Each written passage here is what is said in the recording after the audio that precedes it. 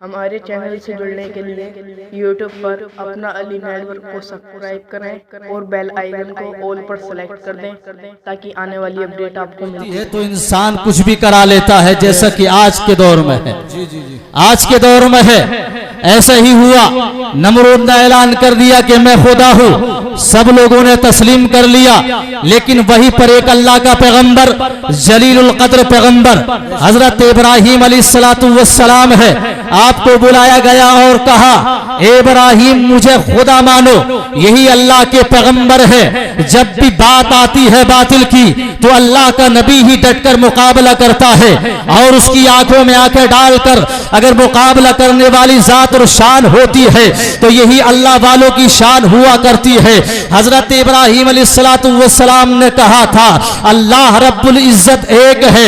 नमरूद ने कहा ए इब्राहीम मुझे सजदा करो। हजरत इब्राहीम ने इरशाद फरमाया खुदा तो एक है, उसके अलावा कोई खुदा नहीं है। नमरूद ने कहा कि मेरे अलावा भी कोई खुदा है। हजरत इब्राहीम ने इरशाद फरमाया हाँ हाँ मेरे तेरे अलावा खुदा है। कहा तुम्हारा खुदा कौन है? तो पैगंबर इब्राहीम ने फरमाया था काला रब्बी अल्लज़ी युहयी व युमीत। सुन नमरूद, मेरा रब वो है जो मौत भी देता है और जो जिंदगी भी देता है। जो मौत और जिंदगी देने पर कादिर है वही मेरा खुदा है वहदहू ला शरीक।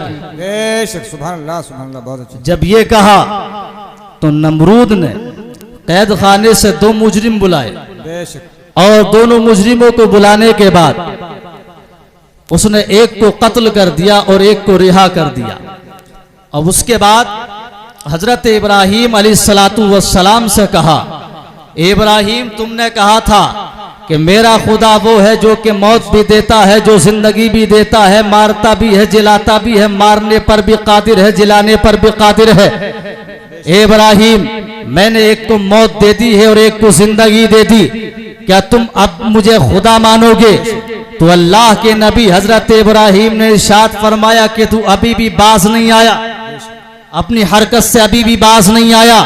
ये अल्लाह के पैगंबर थे, कोई आम आदमी नहीं, बल्कि हजरत इब्राहीम ने इरशाद फरमाया फ़इन्नल्लाह याती बिश्शम्सि मिनल मशरिक़ि फ़अति बिहा मिनल मग़रिब फ़बुहितल्लज़ी कफ़र। पैगंबर इब्राहीम अलैहिस्सलाम ने इरशाद फरमाया नमरूद तू कहता है मैं खुदा हूँ और मैंने पूरी दुनिया पर हुकूमत की है और मेरी हुकूमत जारी है।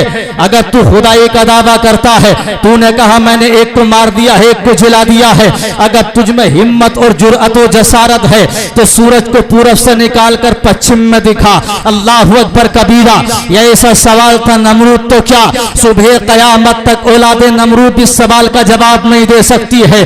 जैसे ही हजरत इब्राहीम ने इरशाद फरमाया था ये नमरूद हक्का बक्का रह गया था, इसलिए इसे मालूम था खुदा होने का ऐलान तो कर दिया लेकिन जमीन का मालिक कोई और है, आसमान का मालिक कोई और है, जर्रे जर्रे का मालिक कोई और है, जमीन व समा, नबातात जबातात का, शजर व हजर का, खुश्क तर का, बरगो समर का, जिन्न इंस का, हुर गिल्मा का, सबका मालिक व खालिक अगर कोई और है तो वही तो खुदा वहदहू ला शरीक है। लेकिन नहीं माना था, इसने जमीन व आसमान को देखा, नीचे ऊपर देखने लगा। कुरान ने बयान किया फ़बुहितल्लज़ी कफ़र। जब इसने अकड़ दिखाई थी खुदा के नबी के सामने और नबी की बात को नहीं माना था तो अल्लाह रब्बुल इज्जत ने इसको हलाक कर दिया था। मैं कहना ये चाहता हूँ जब भी बातिल ताकतें उभर कर आती है उनका मुकाबला यही उलमाए किराम जो अंबिया मुरसलीन की सुन्नतों को जिंदा करने वाले हैं, सुन्नत इब्राहीम को जिंदा करने वाले अगर कोई है तो ये उलमाए किराम ही है,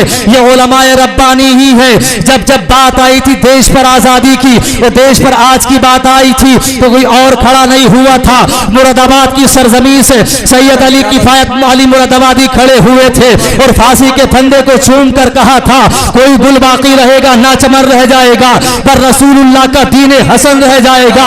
हम सफीरो बाग में है, कोई दम के चहचहे बुलबुलें उड़ जाएंगी, सूना चमन रह जाएगा। नारे तकबीर, नारे रिसालत, मसलके आला हजरत उलमा अहले सुन्नत फैजाने हुजूर ताजुल शरिया। यही उलमाए रब्बानी थे जो मैदान अमल में कूद कर आए थे।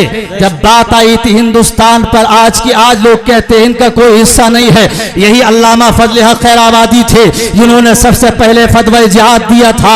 यही अल्लामा फजल रसूल कादरी बदायूनी थे।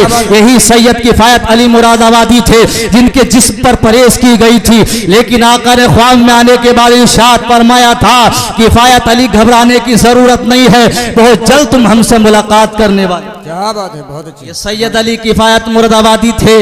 आज हम और आप उलमा को नजर हकारत से देखते हैं। आलिम चाहे कोई भी हो, किसी भी समाज, किसी भी कास्ट का हो, वो आलिम होता है। हम आलिम को नजर हकारत से देखते हैं। आपको मालूम है एक आलिम, एक कारी कुरान मदरसे के अंदर कितनी मेहनत करता है। वो लोगों के घर जाकर चंदा इकट्ठा करता है, पैसा इकट्ठा करता है। ए लोगों, आ जाओ इमाम हुसैन का जिक्र सुन लो, आ जाओ इमाम हसन का जिक्र सुन लो, आ जाओ औलिया किराम का जिक्र सुन लो। असहाबे पैगंबर के जिक्र को सुनाने के लिए वो तुम्हारे घरों पर जाता है, पैसे इकट्ठे करता है। उसमें भी कुछ जाहिल लिपट लोग ये कह दिया करते हैं, माज़अल्लाह इन्होंने तो अपना धंधा बना लिया है। याद रखो, अगर तुम्हें कोई भी अब भी बाकी रखता है, तुम्हारे ईमान को बाकी रखने वाला है, तुम्हें बेदार करने वाला है, जज्बा ईमानी और हरारत ईमानी पैदा करने वाला कोई और है तो वो कोई और नहीं है। कोई विधानसभा में रहने वाला नहीं है, कोई विधायक MP MLA नहीं है, कोई अध्यक्ष नहीं है, कोई प्रमुख नहीं है। अगर है तो यही उलमाए किराम है जो जज्बा ईमानी को बेदार कर। बेशक बेशक। लेकिन हम कहते हैं कि जलसे के नाम पर, जी, मदरसे के नाम पर वो लोग खा गए। जलसा कराने वाले, मदरसा चलाना आसान नहीं है, बड़ी मेहनत और मशक्कत करना पड़ती है। और फर्जी चंदा करने वालों ने असली चंदा करने वालों की तो मिट्टी खराब कर दी है। लेकिन हजरात, ये उलमाए किराम है कौन? मैं अपनी गुफ्तगू को समेट रहा हूँ। ये उलमाए रब्बानी है कौन? ये उलमाए किराम है कौन? ये वही उलमाए किराम है जिनके ताल्लुक से आका ने इरशाद फरमाया था, अल उलमाउ वरसतुल अंबिया, उलमा अंबिया के वारिस हुआ करते हैं। ये उलमा मदरसे के अंदर कोई और किसी किताब को नहीं पढ़ाते हैं, यही वही कुरान करीम को पढ़ाते हैं जो अल्लाह के रसूल पर नाजिल हुआ। ये उलमाए किराम मदरसे के अंदर टूटी हुई चटाई पर बैठने के बाद